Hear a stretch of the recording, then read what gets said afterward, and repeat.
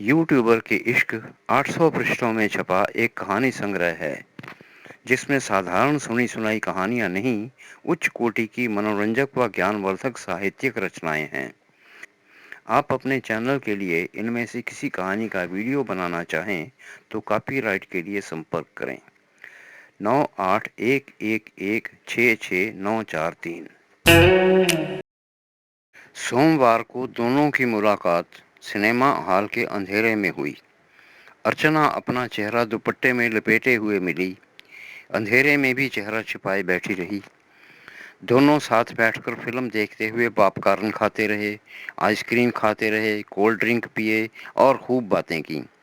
Film की बातें की, एक्टरों की बातें की, डायलॉग की बातें की, सीनों की बातें की। बड़ा अच्छा समय बीता।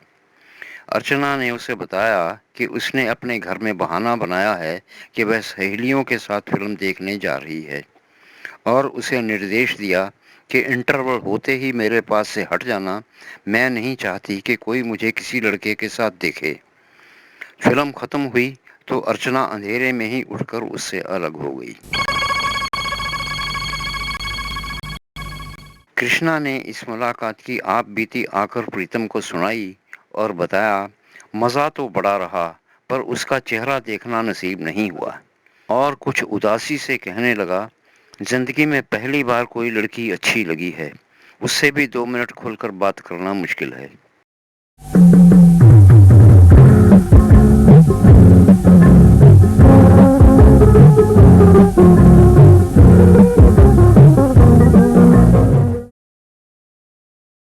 तो प्रीतम ने उसे सुझाव दिया, कहीं दूर जाके मिल लिया करो। भूषण ने एक्सप्लेन किया, इस शहर में कहीं भी चला जाऊं, हर जगह खतरा है। मुझे सभी जानते हैं कि मैं कौन हूं। कोई जान पहचान वाला जरूर देख लेगा और कहानी जरूर बन जाएगी। मेरा तो कुछ नहीं बिगड़ेगा, इतनी रिस्पेक्टेबल लड़की पर गंदा लांछन लग जाएगा। प्रीतम ने अपनी राय बताई, हाँ वो बात तो है, छोटा शहर है ना, लंदन न्यूयॉर्क तो है नहीं, सभी एक दूसरे को जानते हैं। मेरा ख्याल है फोन से ही तुम्हें बातें करके गुजारा करना पड़ेगा। कृष्णा ने अफसोस के साथ कहा, ओफो, फोन नंबर लेना तो भूल ही गया। प्रीतम ने पूछा, अगली बार कब मिलने का प्रोग्राम बना है?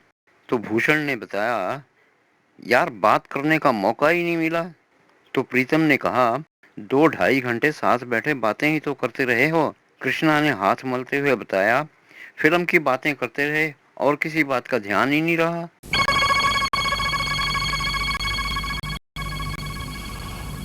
मैं प्रतिभाशाली युवकों को इन सभी कहानियों की नाट्य रूपांतर सीरीज में अभिनय करने के लिए आमंत्रित करता हूँ।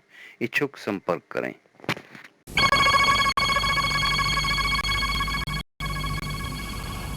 अपने 22वें जन्मदिन से 8 दिन पहले कृष्णा के मन में अर्चना को बर्थडे ट्रीट देने की तीव्र इच्छा उठी।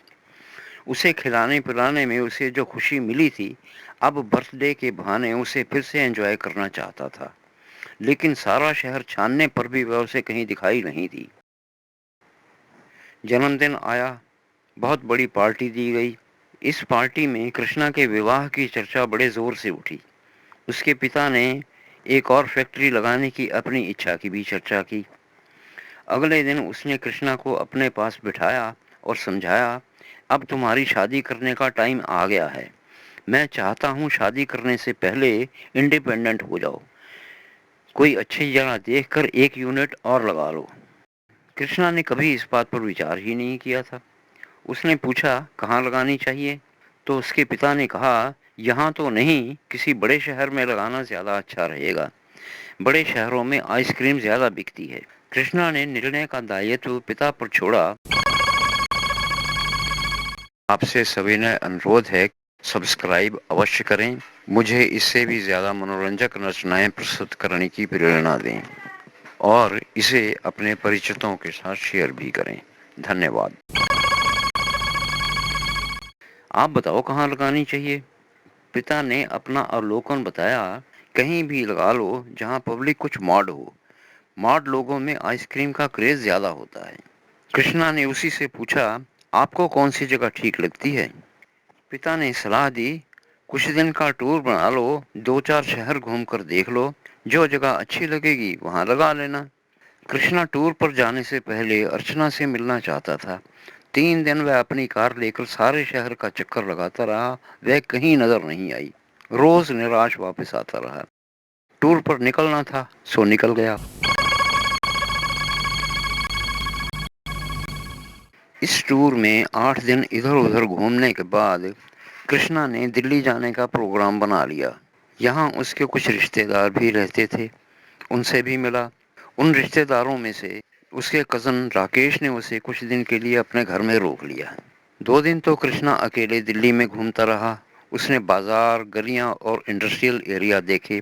तीसरे दिन उसके कज़न राकेश ने उसके साथ घूमने का प्रोग्राम बना लिया और अपनी गर्लफ्रेंड दीपिका को भी बुला लिया। तीनों कार में घूमते हुए इंडिया गेट पहुंचे। इंडिया गेट पर कृष्णा ने देखा कि यहाँ युवक युवतियाँ खुलेआम आपस में हंसते हुए और बातें करते हैं, लिपटते हैं और बिल्कुल दोस्तों की तरह व्यवहार करते हैं। कुछ तो फिल्म के हीरो हीरोइन की तरह हाथों में हाथ लिए प्यार की बातें करते नजर आते हैं। राकेश और दीपिका का आपस में व्यवहार भी उन जैसा ही था। पुरुष या स्त्री होने का कोई प्रतिबंध या भेदभाव उन दोनों के बीच में बिल्कुल नहीं था। दोनों ही लड़कों की तरह ही एक दूसरे से लिपटते, छेड़ते और मजाक करते रहते थे। इन दोनों को आपस में खुल के इस तरह हंसी मजाक करते हुए देखकर कृष्णा को अर्चना के साथ हुई अपनी मुलाकातें भी याद आने लगीं।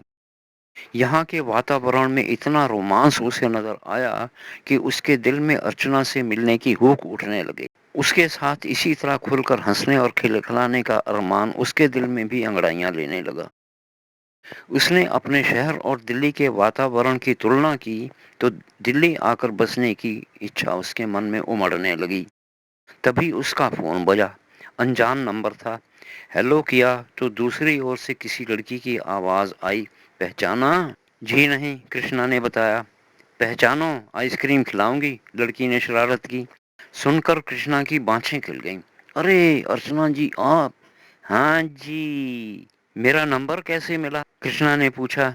मनचंदा आइसक्रीम हर गली में मिल जाती है, अर्चना ने व्यंग किया। क्या कर रहे हो? कृष्णा ने बताया, दिल्ली घूम रहा हूँ, इंडिया गेट देखने आया था। अकेले? नहीं, साथ में मेरा कजन है। वह तो अपनी गर्लफ्रेंड के साथ बैठा आइसक्रीम खा रहा है और मैं उल्लू की तरह अकेला पेड़ों के नीचे बैठे जोड़ों को देख देख के दुखी हो रहा हूँ। इंडिया गेट दिल्ली का पिकनिक प्लेस है। हर पेड़ के नीचे या तो कोई फैमिली पिकनिक कर रही है या कोई जोड़ा बैठा है। अर्चना ने हंसते हुए अपनी राय बताई। दिल्ली है ना, हमारा शहर थोड़ी है। यहाँ तो अंधेरे में छुप कर बैठना पड़ता है। उस दिन अंधेरे में छिपने के चक्कर में तुम्हारे पैसे देना भूल गई। कृष्णा को और कोई बात नहीं सूझी तो उसने पूछा, मेरा नंबर किससे मिला? अर्चना ने बताया, सिनेमा के स्नैक काउंटर के सेल्समैन से। जैसे ही मैं उसके सामने पहुंची, मेरा मुंह खुलने से पहले ही उसने एक कोन निकालकर मेरे हाथ में दे दी और भौंदू की तरह मुंह देखने लगा और हंसने लगी। मैंने उससे तुम्हारा नंबर मांगा तो उसे मेरा नंबर याद ही नहीं होगा, भूषण ने टोका। सब याद है। और उस सेल्समैन की नकल उतारने लगी। 98, 11, 10, 66, 945 और हंसते हुए बताया, आइसक्रीम के पैसे भी नहीं लिए। कृष्णा कहने लगा, यही तो होना चाहिए। अर्चना ने पूछा, तुमने उसे मुझसे पैसे लेने को मना कर रखा है? नहीं तो, मैंने तो सबको इंस्ट्रक्ट कर रखा है कि मेरे किसी दोस्त का लिहाज नहीं करना, नहीं तो मेरे सभी के सभी दोस्त मुझे लूट कर खा जाएंगे। सभी मुफ्त में इतनी आइसक्रीम खाएंगे कि मुझे अपनी बनाई आइसक्रीम बेचने की बजाय दूसरों की आइसक्रीम बेचने के लिए ठेला लगाना पड़ेगा। अर्चना ने पूछा, मैं दोस्त नहीं हूँ? कृष्णा ने अपने कंधे उचकाए, पता नहीं। अर्चना हंसी, दुश्मन हूँ? आऊंगा तो पूछ कर बताऊंगा। किससे पूछना है? अर्चना जी से। क्या जी जी लगा के इंसल्ट कर रहे हो? इज्जत से बात नहीं कर सकते? दोस्तों से ऐसे बात करते हैं? अर्चना ने डांटा। कृष्णा ने एक हाथ अपने कान को लगाया। सारी गलती हो गई। अर्चना ने पूछा, कब आओगे? कृष्णा ने बताया, 2-3 दिन लग जाएंगे, मैं आपको फोन करके बता दूंगा।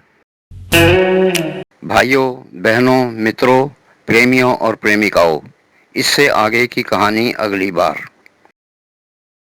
यूट्यूबर प्रीतम की आगे की कहानी इससे भी कहीं ज्यादा मनोरंजक है।